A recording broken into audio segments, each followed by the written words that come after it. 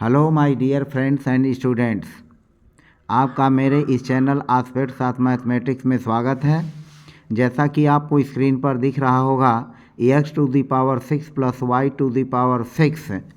प्रकार के व्यंजकों का हमें गुणनखंड करना है। तो इस प्रकार के व्यंजकों का गुणनखंड करने के लिए हम क्या तरीका अपनाते हैं, आप उसको इस वीडियो में देखेंगे और मुझे पूरा उम्मीद है कि इस प्रकार के प्रश्नों का गुणनखंड करने के लिए आप इस वीडियो के माध्यम से तरीके को अच्छी तरह से समझ जाएंगे, जान जाएंगे, पहचान जाएंगे। तो फिलहाल आप देख रहे हैं, जैसा कि सवाल है x to the power 6 plus y to the power 6 का हमें गुणनखंड करना है। तो हमको इसका गुणनखंड करने के लिए हम देखें यहाँ पर क्या यूज़ करते हैं। यहाँ पर जो हमारा फार्मूला यूज होगा वह A to the power cube plus B to the power cube सूत्र का उपयोग होगा और उसी के आधार पर हम इस प्रकार के बीजीय व्यंजक का गुणनखंड कर सकते हैं। तो जैसा कि आप समझ सकते हैं, हम यहाँ लिख सकते हैं एक्स पर 2 की घात और एक्स पर 2 की घात का फिर यूज करके और यहाँ पर हम लिख लेंगे पावर 3 की घात, यानी एक्स स्क्वायर पर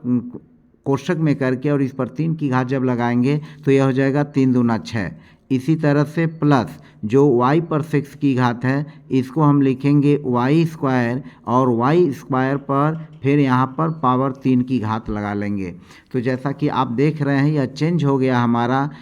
ए cube A to the power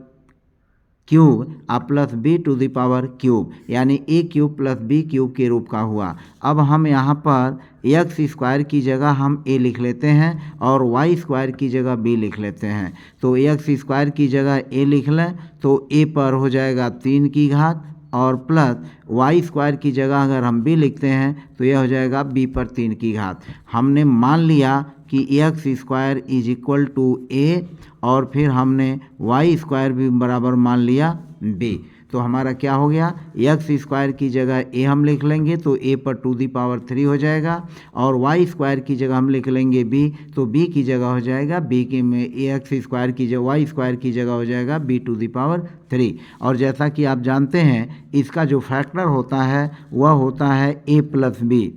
इसका जो फैक्टर होता है ए प्लस बी होता है और फिर होता है ए स्क्वायर माइनस ए बी और प्लस होता है बी स्क्वायर। यह इसका फैक्टर है।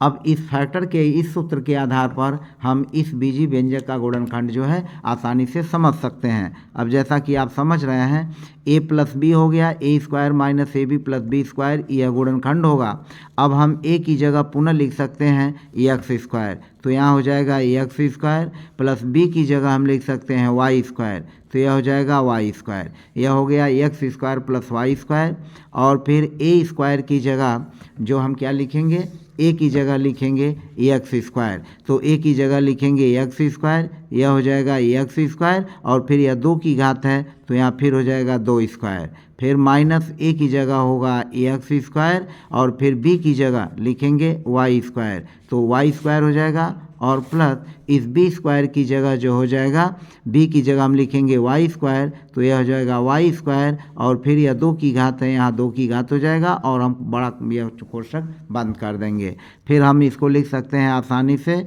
यह हो जाएगा एक्स स्क्वायर और प्लस वाई स्क्वायर और यह हो जाएगा 2 दूनी 4, तो एक्स पर 4 की घात माइनस यह हो जाएगा एक्स स्क्वायर वाई स्क्वायर और प्लस यह हो जाएगा वाई पर 2 दूनी 4। तो इस तरह से आपने देखा कि इस तरह के बीजीय व्यंजक का गुणनखंड हमारा कुछ इस तरह का होगा जिसको हम बड़ी ही आसानी से लगा सकते हैं। तो ये हमारा पहला प्रश्न था और जैसा कि पहले प्रश्न को आप देख रहे हैं, इसको लगाना कितना भी आसान है, बस हमें थोड़े समझने की ज़रूरत है और इस सवाल को आसानी से जो है हम लगा सकते हैं। अगर हम इसको सीधे सीधे भी लगा सकते हैं, अगर एक्स स्क्वायर की जगह ए और वाई स्क्वायर की जगह बी न माने और हमें ए क्यूब प्लस बी क्यूब का गुणनखंड अगर सीधे डायरेक्ट हमें याद है तो हम उसका बेस लेते हुए हम इस प्रकार के सवालों को आसानी से लगा सकते हैं। अब जैसा कि हम एक दूसरा उदाहरण भी लेते हैं, मान लीजिए आपका सवाल है x to the power 6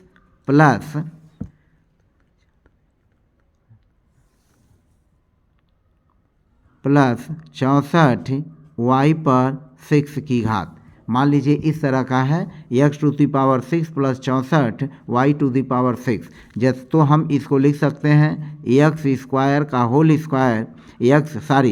square और एक्स स्क्वायर पर 3 की घात लगा लेंगे तो एक्स स्क्वायर और फिर प्लस 3 की घात हो जाएगा। हम इसको लिख सकते हैं,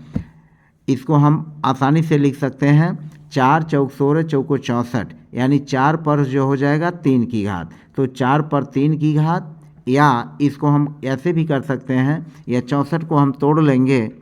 और 64 को जब हम तोड़ेंगे तो यह हो जाएगा 4 चौको 16 और चौको 64, तो हम 4 पर यहाँ लिख लेंगे 3 की घात और फिर जो y है y पर हम लिख सकते हैं यहाँ 6 की घात, और इसको अभी हम कन्वर्ट करते हैं। अब यहाँ पर देखें यह एक्स स्क्वायर पर 3 की घात प्लस इसको हम लिख सकते हैं 4y स्क्वायर और फिर इस पर हो जाएगा 3 की घात, इस पर हो जाएगा 3 की घात, तो यह हो जाएगा 3 दूनी 6 और 3 की घात यहाँ आ जाएगी तो 4 पर 3 की घात, तो यह 4 चौको 16 चौको 64 हो जाएगा। तो इस तरह से यह हो गया 3 दूना 6 वाई स्क्वायर, 2 3 6 और फिर 3 की घात 4 पर भी आएगी तो 4 पर 3 की घात हो जाएगा। तो अब हम इसको ए क्यूब प्लस बी क्यूब के हिसाब से जब चलेंगे तो चूंकि यहाँ पर 3 की घात है और यहाँ भी 3 की घात है तो हम ए क्यूब प्लस बी क्यूब का सूत्र यूज कर लेंगे। तो ए क्यूब प्लस बी क्यूब का सूत्र यूज करके, जैसा कि आप जानते हैं पहला पद धन दूसरा पद, तो पहला पद हमारा एक्स स्क्वायर धन दूसरा पद है 4y स्क्वायर, यह हो जाएगा एक्स स्क्वायर धन 4y स्क्वायर, एक्स स्क्वायर धन 4y स्क्वायर। फिर दूसरा जो पद होगा वह होगा एक्स स्क्वायर का होल स्क्वायर, यानी पहले पद का वर्ग एक्स स्क्वायर का होल स्क्वायर, फिर माइनस पहला पद गुणे दूसरा पद, तो x square into 4y square, x square into 4y square और प्लस हो जाएगा 4y स्क्वायर का होल स्क्वायर और कोष्ठक बंद कर लेंगे। तो इस तरह से आप देख सकते हैं कि X square plus 4y square, पहला पद धन दूसरा पद एक्स स्क्वायर धन 4y स्क्वायर, फिर पहले पद का वर्ग यानी एक्स स्क्वायर का होल स्क्वायर माइनस पहला पद एक्स वर्ग गुणे दूसरा पद 4y वर्ग और फिर धन दूसरा पद 4y वर्ग का वर्ग हो जाएगा। अब हम इसको आसानी से लिख सकते हैं x square plus 4y square और इसका जो हो जाएगा यह हो जाएगा 2 दूनी 4 माइनस 4 पहले लिखेंगे एक्स स्क्वायर वाई स्क्वायर और प्लस ये हो जाएगा 4 चौको 16 y पर 2 दूना 4 की घात हो जाएगी। तो इस तरह से आप देख रहे हैं कि हम इस प्रकार के जिन पर 6 की घात है x to the power 6 plus 64 y power to the 6, इस प्रकार के बीजीय व्यंजकों का भी गुणनखंड आसानी से कर सकते हैं। तो फिलहाल एक तीसरे सवाल को हम लेते हैं और इसकी थोड़ी सी चेंजिंग करते हैं और तीसरे सवाल को भी हम समझाने की कोशिश करते हैं। आप देखें जो तीसरा सवाल है वो कुछ इस तरह का है। तीसरा सवाल हमारा है, तीसरा सवाल कुछ इस तरह का है। मान लीजिए p पर 6 की घात और धन 1 है, p पर 6 की घात धन 1 है, तो इसका गुणनखंड करने के लिए हम क्या करेंगे, यहाँ लिखेंगे p स्क्वायर और p स्क्वायर लिख करके इस पर 3 की घात लगा लेंगे, तो यह हो जाएगा 3 दूना 6। फिर जो 1 है हम 1 लिख करके और इस पर 3 की घात लगा लेंगे, तो 1 पर हो जाएगा 3 की घात, यानी p स्क्वायर पर 3 की घात धन 1 पर 3 की घात। अब इसको हम लगाने के लिए क्या करेंगे, a क्यूब धन b क्यूब, a क्यूब धन b क्यूब के सूत्र का उपयोग करेंगे। तो यहाँ हो जाएगा पहला पद p स्क्वायर और प्लस हो जाएगा दूसरा पद 1, तो p स्क्वायर धन 1 हो गया, यह हो गया p स्क्वायर धन 1, p स्क्वायर धन 1। और फिर आगे हम चलेंगे तो p स्क्वायर जो पहला पद है इसका हो जाएगा वर्ग, पहले पद का वर्ग, यहाँ आप देख सकते हैं पहले पद का वर्ग माइनस पहला पद p स्क्वायर गुणे दूसरा पद 1, तो p स्क्वायर गुणे 1 और धन जो दूसरा पद 1 है इस 1 का हम वर्ग कर लेंगे और फिर हमारा सॉल्यूशन जो है यहीं एंड हो जाएगा, क्योंकि अब इसके आगे जो है आप देख सकते हैं कि हम प्रक्रिया को अपना करके यहीं बंद कर लेंगे। p स्क्वायर धन 1 हो जाएगा और p स्क्वायर का स्क्वायर करेंगे तो p पर 2 दूना 4 हो जाएगा, माइनस p स्क्वायर का 1 में गुणा करेंगे तो माइनस p स्क्वायर और 1 का वर्ग करेंगे तो 1 हो जाएगा। तो इस तरह से p to the power 6 plus 1 का अगर हमें गुणनखंड करना है तो हम p स्क्वायर कोष्ठक में करके उस पर 3 की घात लगा करके और इसको चेंज करके हम इस तरह से लगा लेंगे। कुल मिला जुला करके अगर p⁶ है और हम 1⁶ है तो या A6 प्लस B6 टाइप के प्रश्नों को हल करने के लिए हम इसी प्रकार का मेथड यूज करते हैं और मेथड को यूज करके हम आसानी से सवालों को लगा सकते हैं। फिलहाल एक चौथा सवाल लेते हैं और आप चौथे सवाल को देखें, उसको भी आसानी से लगाया जा सकता है। जैसे अगर हमारा सवाल है 64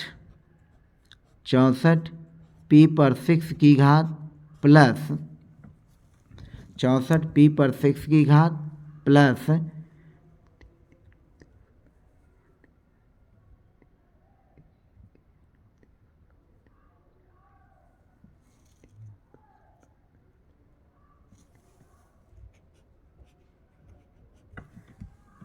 हम अगले सवाल को ले रहे हैं। हमारा चौथा सवाल है 64 p/6 की घात धन 729 है। तो 64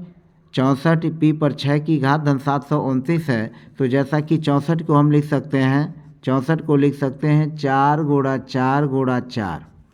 और 4 गुणा 4 गुणा 4 और हम 729 को लिख सकते हैं 3 गुणा 3 गुणा 3 और फिर गुणा 3 फिर गुणा 3 और फिर गुणा 3। तो 3 तियाँ 9 तियाँ 27 तियाँ 81 तियाँ 243 243 तियाँ 729। तो हम इस 729 की जगह लिख सकते हैं 3/6 की घात 1 2 3 4 5 6 3/6 की घात। और इसको हम लिख सकते हैं 64 को हम लिख सकते हैं 4/3 की घात और p पर जो 6 है इसको स्क्वायर कर लेंगे और स्क्वायर करके हम इसको इस तरह से लिख सकते हैं यहाँ पर 3 की घात। तो अब देखें आप, यह a³ धन b³ के रूप में चेंज हो जाएगा और इसको हम क्या करेंगे आगे बढ़ा लेंगे और यह हो जाएगा 4p² पर यह हो जाएगा 3 की घात और धन हो जाएगा 3 पर यहाँ 6 की घात, यहाँ 3 पर हो जाएगा 6 की घात और 3 पर 6 की घात के बाद हम इस सवाल को आगे बढ़ा करके आसानी से जो है लगा सकते हैं। जैसा कि आप देख रहे हैं यह 4p² पर 3 की घात और 3 पर 6 की घात। अब क्या करेंगे, इसको लगाने के लिए हम आगे इसको बढ़ाते हैं। यह a³ धन b³ के टाइप का हो गया। अब हम पहला पद धन दूसरा पद लिखेंगे तो 4p² हो जाएगा 4p² और प्लस 3 पहला पद धन दूसरा पद। तो यह हो जाएगा हमारा पहला पद धन दूसरा पद 4p² धन 3 और फिर आगे क्या करेंगे, यह जो 4p² है इसका हम वर्ग कर लेंगे। 4² का ये हो जाएगा वर्ग, 4² का फिर पुनः होल स्क्वायर माइनस पहला पद गुणे दूसरा पद। तो 4p² में हम दूसरे पद 3 से गुणा कर लेंगे तो 3 का गुणा और प्लस हमारा हो जाएगा 3 का वर्ग। हम 3 का क्या कर लेंगे, वर्ग कर लेंगे और फिर इस सवाल को आगे बढ़ा लेंगे या आसानी से लग जाएगा। अब हम क्या करेंगे, यह 4p² वैसे ही लिख लेंगे। आप देख सकते हैं कि 4p² जो 4p² है, यहाँ देखें यह जो है 4p² यह हो जाएगा 4p² और प्लस यह हो जाएगा 3 एक कोष्ठक में और फिर जो 4p² है इसका जब हम वर्ग करेंगे तो यह हो जाएगा 16p पर 2 दूनी 4 हो जाएगा माइनस यह हो जाएगा 3 चौक 12 और यह हो जाएगा p² और प्लस यह हो जाएगा 3 त्रिका 9। तो इस तरह से इस प्रकार के जो बीजीय व्यंजक हैं जिनका पदों पर 6 की घात है, हम उसको a³ प्लस b³ के रूप में चेंज करके और इन सवालों को आसानी से लगा सकते हैं। तो फिलहाल आज की वीडियो में बस इतना ही। पुनः हम अगले वीडियो में आएंगे, तब तक के लिए आपको धन्यवाद। मेरा चैनल देखने के लिए धन्यवाद। कमेंट और लाइक और सब्सक्राइब करने के लिए धन्यवाद।